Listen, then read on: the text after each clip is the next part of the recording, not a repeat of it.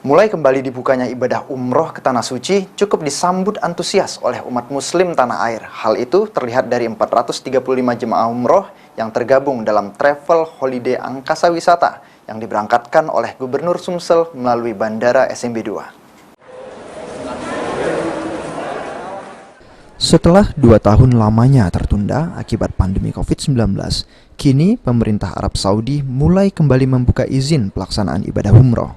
Merespon hal tersebut, sebanyak 435 jemaah umroh gelombang 8 yang tergabung dalam travel holiday angkasa wisata atau Southern of Sumatra akhirnya bisa melaksanakan ibadah umroh ke Tanah Suci melalui Bandara SMB 2. Orang nomor 1 di Sumatera Selatan, Herman Deru, melepas langsung ratusan jemaah umroh ini melalui Bandara SMB 2.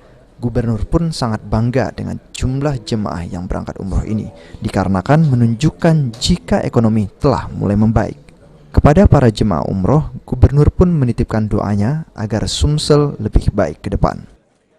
Saya titip doa kepada seluruh jemaah untuk kebaikan Sumatera Selatan secara umum, dan kepada penyelenggara saya minta untuk betul-betul membimbing dan mengawasi jemaahnya dari mulai berangkat sampai di tujuan dan kembali ke tanah air.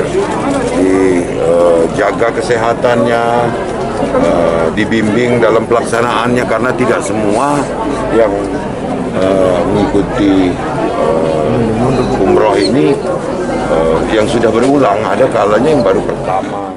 Sementara itu, Dirut Travel Holiday Angkasa Wisata menyampaikan jika dalam 2 minggu terakhir pihaknya telah memberangkatkan jemaah dengan jumlah mencapai 1.000 orang.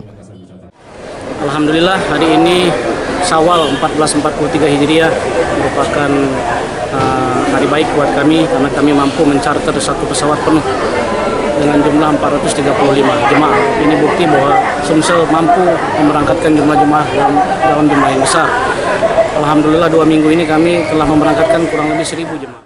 435 jemaah umroh ini diberangkatkan menggunakan satu pesawat charteran milik salah satu maskapai swasta tanah air melalui Bandara Soekarno-Hatta langsung ke Madinah. Firman Hidayat, PAL TV.